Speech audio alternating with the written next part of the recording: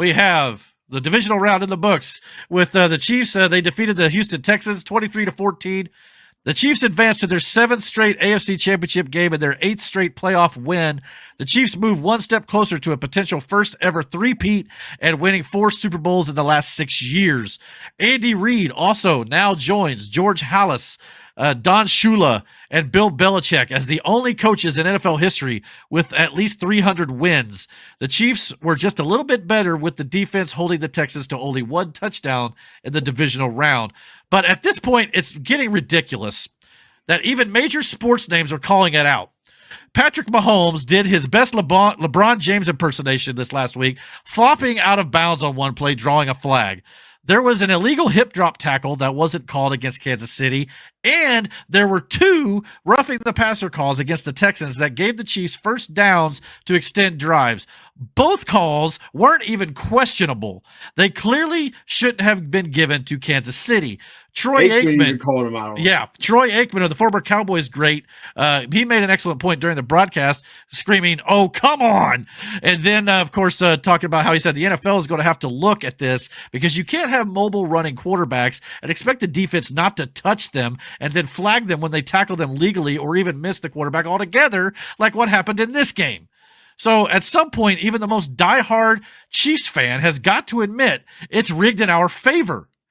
And do you honestly want to win that way as a Chiefs fan? This sort of stuff ruins the game, and this isn't sour grapes. It's just fact. Yeah, that's I was going to say this when you were talking about the scientist dude coming onto the thing. Okay. You've got people like him that can make plays happen, all to be possibly shut down by some stupid ref. Mm-hmm. Yeah. Or rule. Yep. Or a missed call or something. They've got to figure out if they're going to keep doing this, how to make it fair. Just like our elections, like make it fair. Yeah. And the thing is, common sense stuff. Yeah. When everybody starts to point it out and call it, it's like, okay, we got to do something. There's something wrong with it. I mean, literally in this game, you had Mahomes was running around, scrambling around, which makes him legal to hit at that point, no matter what. Then he decides to slide at the last second while 2 guys are already diving at him. They don't even hit Mahomes. They hit each other. Yeah. And they called it roughing the passer on Mahomes. Targeting. Targeting. It's like, no. That's the one that even, Aikman's like, oh, come on. That was hilarious. Lost it. Yeah, we've seen it. We watched it. And but okay, here's the thing. It's one thing if it's happening all over the league like that. It's not that big of an issue. It's these games. Yeah.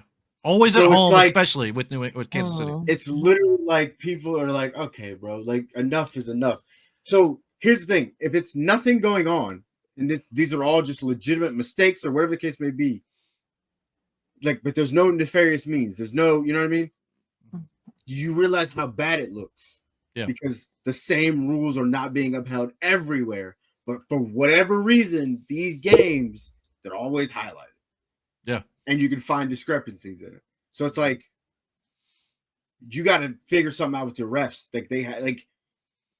Go to ref school. I don't fucking know. But you have to train for so long before you're on and ref meaningful fucking games. Yeah.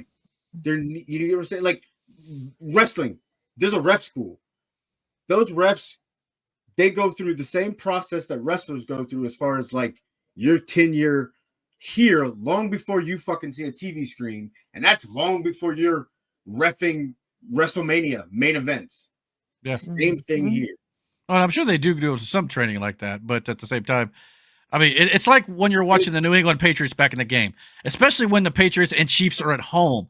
The Patriots, when they were at home, there was always malfunctioning, headset equipment, especially on the visiting sideline, things like that. Stuff wrong in the locker room. That's a separate issue. That's the owner of the fucking team.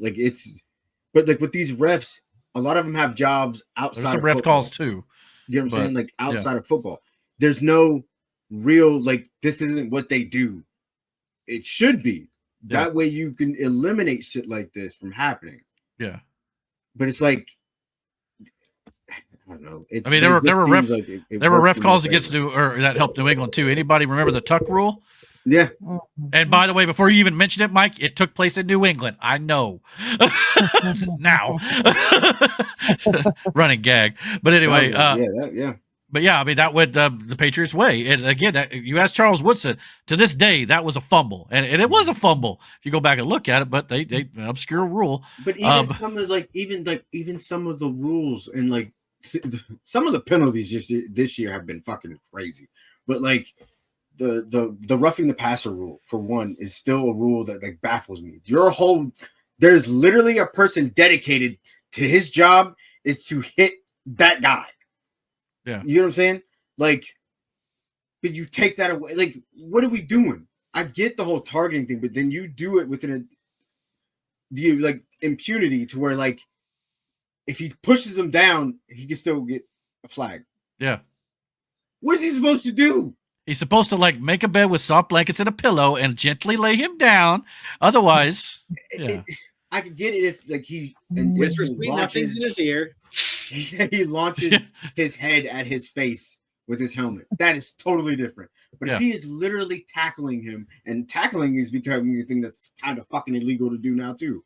But but if you ask Mahomes, Patrick Mahomes doesn't feel that way at all. He was asked about it this week, and he gave a typical PR answer. He said, quote, "The refs are doing their best to call the game as fair and as proper as they can." But if he's being honest, he'd say otherwise. I mean, even Tom Brady jokingly admits that the tuck rule was a fumble nowadays. But at the time, he wouldn't say it because the Patriots had the advantage, just like the Chiefs do now. So I hope they lose. I hope they get smoked. And I don't want to even see him anywhere near the Super Bowl. I really don't. But also this last weekend, the Bills beat the Ravens 27-25. Sorry, Aaron. Mark Andrews. This is on the Mark Andrews, kinda. He drops the game-tying 2-point conversion to tie the game with 1:33 left in the game. While the scoreboard was close, it felt like the Bills' defense were the ones that were the most in control of this game.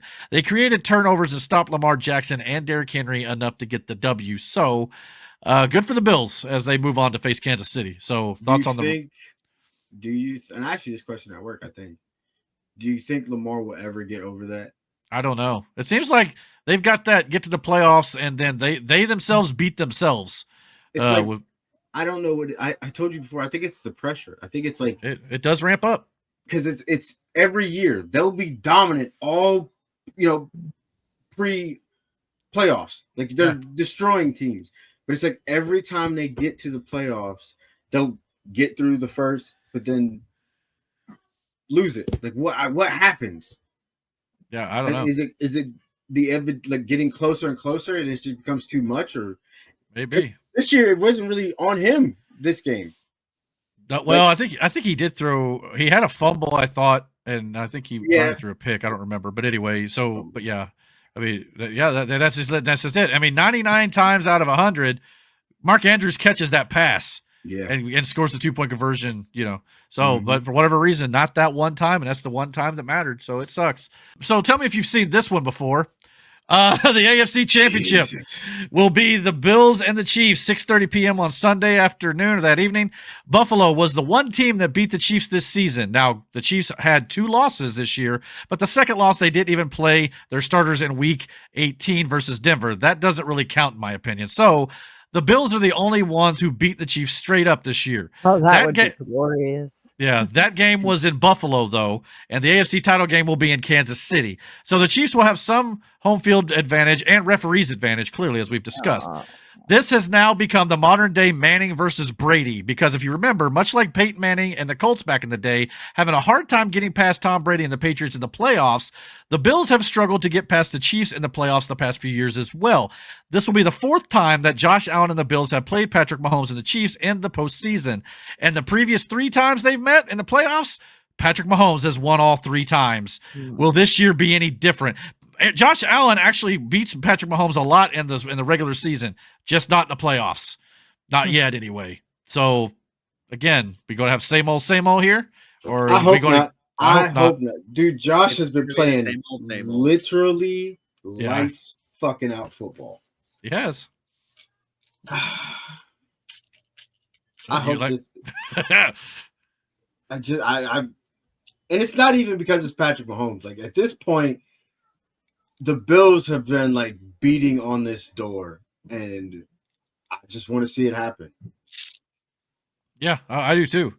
I mean, but going into a hostile environment like this in the most important game to go to the biggest game of the year, we're going to find out if Josh Allen buckles under that pressure as well, like Lamar has maybe potentially done. I don't know, but if you want to call it that. But yeah, if Mahomes if Allen can finally get over that hump, it's going to feel like that year Manning finally got over Brady. Because I don't know how many times Brady beat us year after year in the snow in Foxborough, and then he come into Indianapolis, and we finally got one. But it took everything we had just to get to that Super Bowl, and thankfully we won it.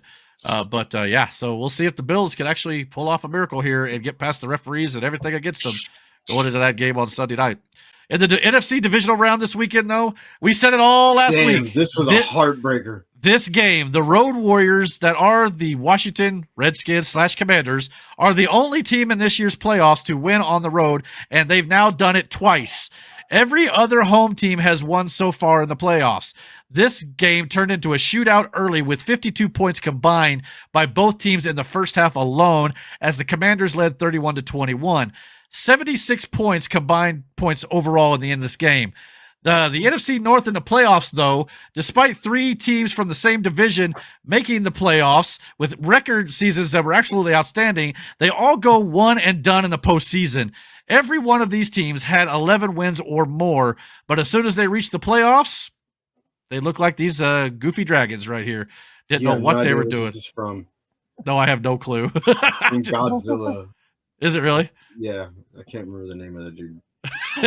I just know the meme's outstanding, so I liked it. It's just pretty funny. That sucked, dude. That game was heartbreaking. I was upset. I was like, yo, that's shit. Terrible. The Commanders 31. When you support Kamala. Oh wow. Who did that? The Lions? Eminem. Oh, Detroit. Oh, that's funny. That's messed up. The Commanders' 31 points in the first half is the most points in any first half of any game this season.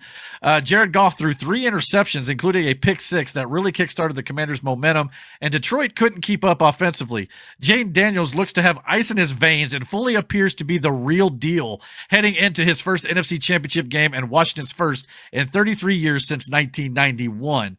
Now, could the Lions' loss potentially be the litany of injuries that the Lions' defense appeared to have, and it reared its ugly head after a season full of issues? They entered the playoffs with 16 players on injured reserve. Imagine if they were healthy on defense. Brother, they would have been a completely different game, potentially. Yeah. But don't get me wrong, that's not meant to take anything away from the Commanders. Every team has injuries, maybe not to that extent, but still. Thoughts on the Eagles and the Commanders? Yeah, it was for the Detroit fans for sure. And not only that, like we've already talked about earlier, they've lost both their coordinators now, offensive and defensive. So where are they going to be next year? They may not be at this record, at this height of play next year at all. This could be it sucks, or they could be right back where they are. Maybe they'll rebound just fine. Yeah, but yeah, it's definitely hard to tell. It's I think Dan Campbell is a big part of that.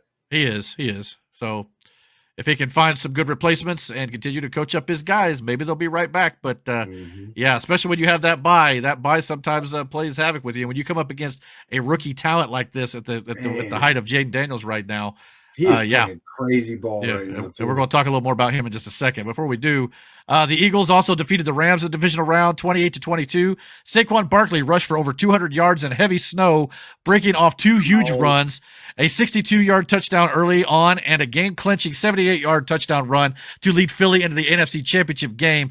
Jalen Hurts injured his knee a bit in the game after a tackle in which his left leg got pinned up underneath him. He appeared to avoid major injury. He played through it after placing a brace on his knee in the medical tent, but his mobility was clearly affected afterwards. Reports indicate he is expected to play in the NFC Championship game, but does anyone else find it a little bit ironic that his last name is Hurts? And he's been banged up a bit lately. So regardless, though, they move on to the next round, which brings us to the NFC Championship game. Listen to some of these stats here. These 2 division rivals have split their games this year, both teams winning 1 game each in the regular season in 2024. The Eagles won the first meeting in Philly 26-18 in early November, but the Commanders won the second meeting 36-33 in Washington back around Christmas. This game will take place in Philly. Another road game for the Commanders, but these two teams know each other very well. Interesting to note, though, this is hilarious and interesting to me.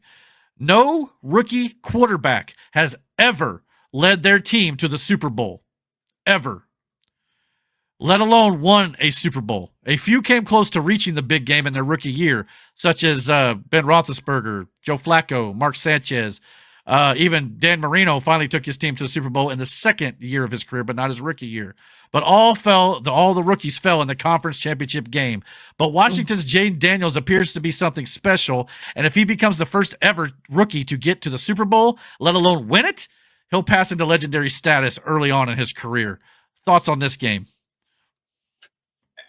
Like I told you, if anybody could do it, it's him. Like he has been, as a rookie, he's already got Rookie of the Year. Like hands down. For sure. If he did before last week, he does now. Yeah. And there was a shot of him on the sideline, literally just stone-faced, like nothing was bothering him. And period. That's the thing. It was just it was the same stone thing cold. That happened with Stroud last week. He didn't let any of the big lights get to him. He just went out and did his thing. Yeah. And Jaden Daniels has been doing that with a team that you wouldn't assume he could do that with. If he had some younger guys playing like that, Washington, but he's doing that with the guys that he's got. And man, if anybody could beat, I mean, they did it once around Christmas, about a month ago. So they beat them. They sure can be done. I mean, they're division rivals. They know each other very well. So, yeah, this could very well be a very entertaining game. It all depends on Jalen Hurts' injury, I think, a little bit. If it's a Saquon show, it might be a little harder if it's just him and not some of the passing attack, too, or even Jalen's running ability. But, yeah, the Commanders are definitely the road warriors, and they're on the road yet again. So we'll see if they continue that streak and head in all the way to the Super Bowl. Thank you for checking out this clip of the Dragon's Den podcast. If you like what you saw here, please consider checking out our live podcast almost every single Friday night here on the channel at 9:30 p.m. Eastern Standard Time. And don't forget to comment, like, and subscribe. And until our next video, guys, take care and God bless.